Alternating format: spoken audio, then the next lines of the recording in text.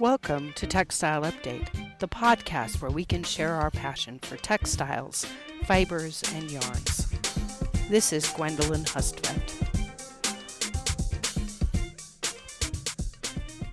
Hi, welcome to the second of a set of 6 podcasts where I talk about fiber properties. We're looking at the physical and chemical and structural properties of fibers and how they influence the end uses.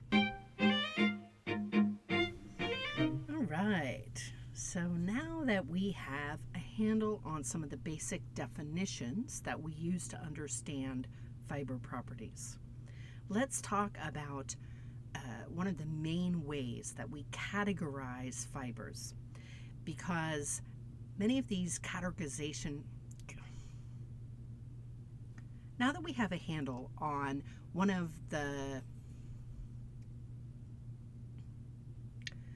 that we've talked about the definitions of some of the important properties and grouped them based on end uses, right, like comfort or durability, we need to talk about another way that we might group fibers in particular, because these groupings can tell us something right away about the properties and end uses of the fibers within their group. So I'll often think of the fiber classification like a tree, like a big, gorgeous oak tree. I don't know if you've seen the oak tree that's outside the Family Consumer Science building in our courtyard. It's a huge old oak tree. And it has a big central trunk, but next to it, growing almost equally and at a bit of an angle, is a second central trunk. So it's like 2 trees, just right where they reach the ground, they're split. And in the same way, we have 2 main categories of fibers. Those that are naturally occurring as fibers and those that have been manufactured into fibers.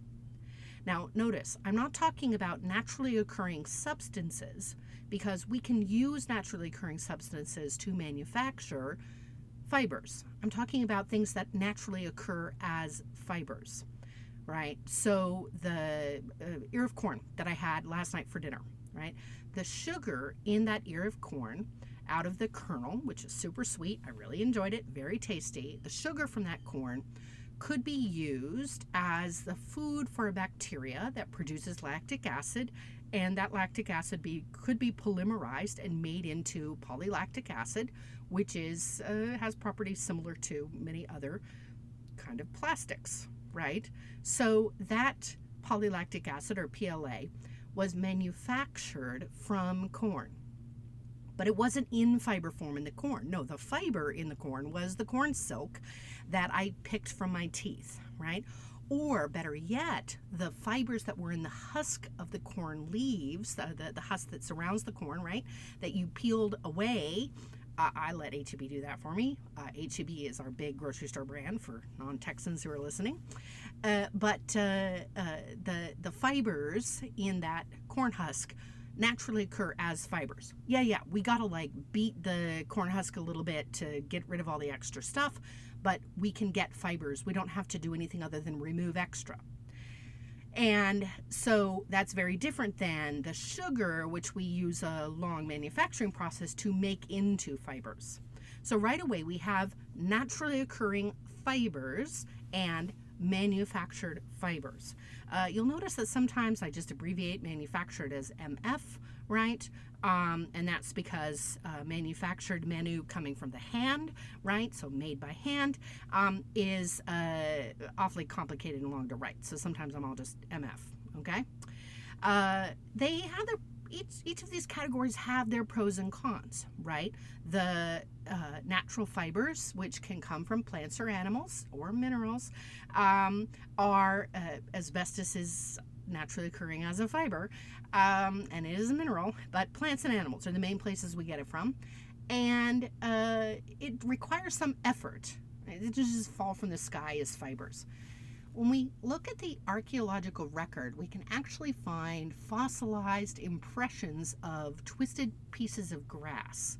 So we know that hominids, human beings, or our ancestors, Neanderthals, for example, may have been taking natural materials, plant materials, or obviously animal materials, and using the fibers from them. And this is something that in a lot of ways we could actually say is the oldest human technology. People really like to focus on the stone tips that they may find, and that's because they last so well in the archaeological record. But that stone tip, how good is it if you don't have a small little piece of rope that you can use to tie that stone tip to your arrow, right, or to your spear? So the textile, the little piece of rope, comes right in there. We've all enjoyed Moana, right? Consider the coconut and how we use the fibers, the leaves, to give us what we need.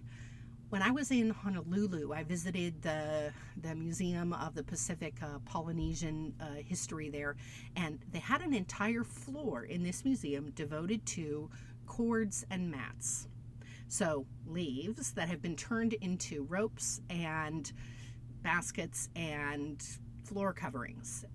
And well, I'm a textile lover like the next person. I was still just bowled over by the amount of complexity and variation there was in taking some coconut leaves and making them into different things, right?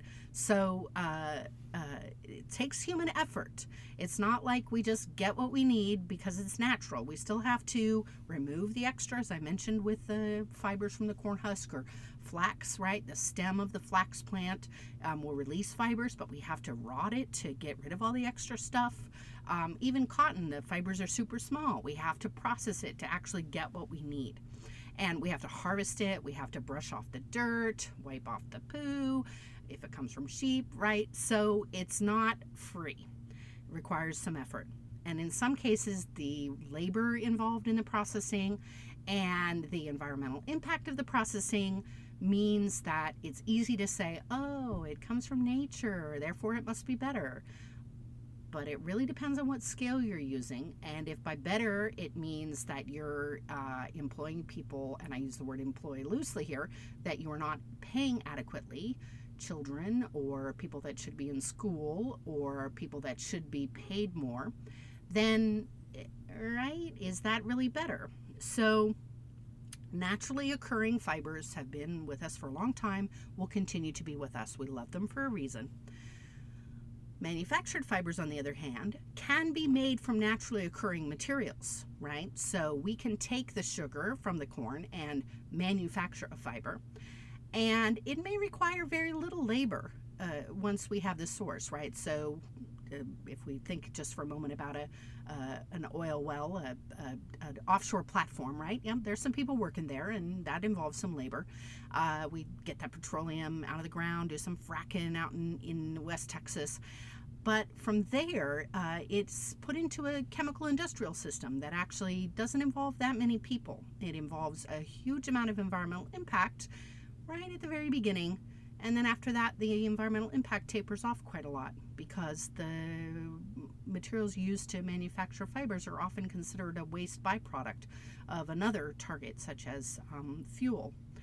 So we can manufacture this fiber, and because we are making it right from its cradle, from its original polymer structure, we can leave out anything unnecessary. We can make it exactly how we need it.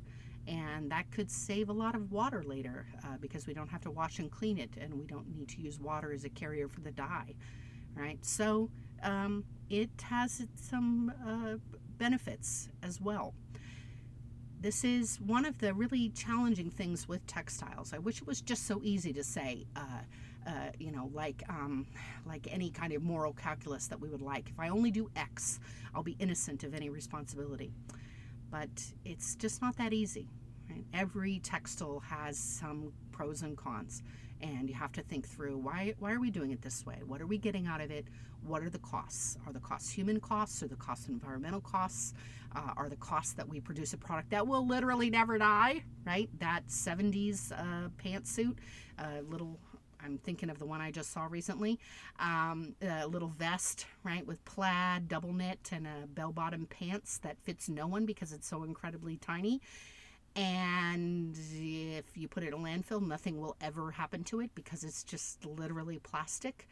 Yeah, that durability was considered a real good benefit back when the owner, who's now 92, was going to the disco, but now that they're not, right?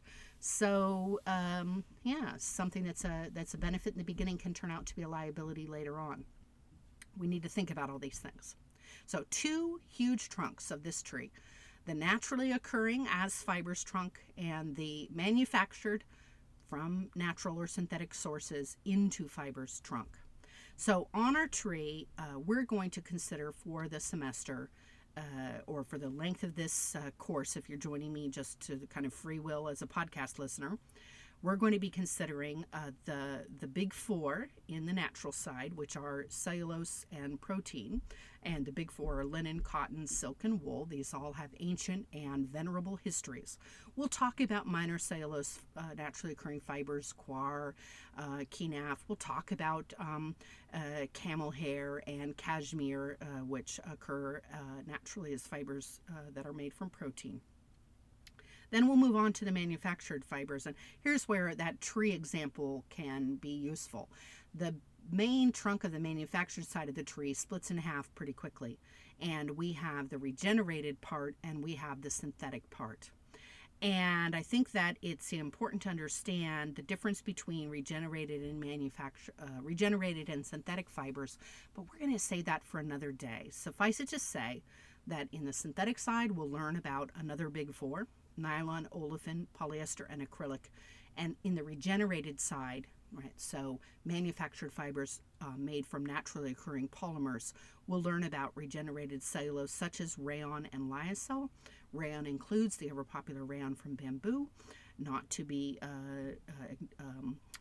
ignored: rayon from eucalyptus, rayon from spruce, rayon from pine, and we'll also talk about lyocell, which is a much more environmentally friendly fiber when compared to rayon from anything. And we'll also learn about acetate. What a marvel that is. So I'm going to basically ignore the inorganic fibers, fiberglass, carbon fibers, and mineral fibers such as asbestos. Their end uses are so super specific, and many of the properties we talk about, things like absorbency, just don't apply. So they're kind of actually less fun. Now that we kind of know what we're talking about here, we're talking about fibers. Well, what are fibers? Fibers are long strands, right? I like to think of geometry here. If a point, right, is a mer in a polymer, then the line is the polymer. Gather all the polymers up and you have a thicker line. That line is the fiber. The plane, the two-dimensional version, is the textile, and then the garment, the three-dimensional version, is the shape, the cube or whatever shape, right? So we go from a point to a line to a plane to a three-dimensional shape. But we're going to consider that very first original line the linear material that we call fibers. There are lots of things that occur in linear form in nature. Lots and lots and lots of plants have fiber-like materials inside of them. But these fiber-like materials can't be used for textiles. Human beings, our hominid ancestors, explored all of these relentlessly, but we're still exploring them. In order to use a fiber as a textile material, it needs to be long enough, strong enough, pliable enough. And we know what length and strength and pliability are. We've already talked about them a little bit in our previous discussion on fiber properties. But I'm going to add a new property here today, which is the property of cohesion. Co is together, right? So cooperate, commingle, right? So put it together. And then hesion is like stickiness, right? So an adhesive is something that sticks to something. You add it and it sticks. So cohesion means that they stick to each other, sticks to itself. Cohesion means that the fiber, when it touches another fiber of its same self, actually sticks together just a little bit. There's just a little bit of drag, a little bit of grip, And that cohesiveness means that when you twist the fibers against each other ever so slightly, they grab each other, dig in, and when you try to pull them apart, you can't. You know what I mean, right? You could gather some stems of one plant, pull them up in your hand, make a bunch, twist them together, let go of them, and they'll just fall to the ground as separate stems. But you can grab the stems of another plant, a plant that maybe has some brambles on it, or maybe a almost nettle-like surface, right, with little tiny stingers on it. And you twist those together, and little stingers bite into the other stems, and you let go, and it actually remains a twisted lump, a stronger strand. None of the naturally occurring textile fibers are actually strong enough to do anything with them by themselves, right? Even silk, super strong. Spider silk, incredibly strong. We still talk about a group of them, the thickness of a pencil could pull a 747. Not a single spiderweb strand, right? Commingled with its fellows could have the strength that we need. So when we consider whether or not a naturally occurring fiber can actually be used to make textiles, we examine the length of the naturally occurring fiber. So if it's too short, it won't work. If it's not strong enough, if it just rips apart easily, it won't work. When you bend it, if it breaks immediately, if it's too brittle, it won't work. And if it lacks cohesion, if it's too smooth, it won't work. So these are the properties that we need to have in order to turn any fiber into a textile. I'm going to end by saying that in our next set of discussions, we're going to be talking about the physical characteristics of the fibers, so other ways to categorize the fibers, now that we have a handle on what we're talking about.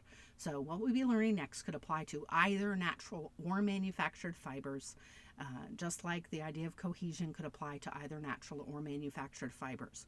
We'll learn more about natural and manufactured fibers and go in depth in future lectures, but this one, just for now, we're focusing on what it takes to be a fiber.